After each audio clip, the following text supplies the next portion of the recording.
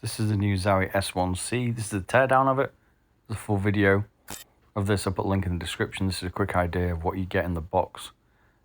And this is obviously a few details on what's changed within this S1-C from Zowie. You can see they've got the same skates. The cable's changed though. The overall shape and coating is exactly the same. It's also using black shell blue dot Hawanus. The skates are still tricky to get off, but exactly the same as all the other Zowies in the S1 lineup.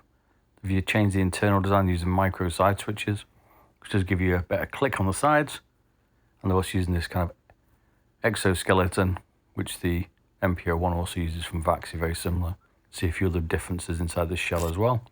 Close look at the exoskeleton rolling with the black shell blue dot again Hawanu. But overall, a few nice improvements here from Zowie. Check out the video for the full teardown though.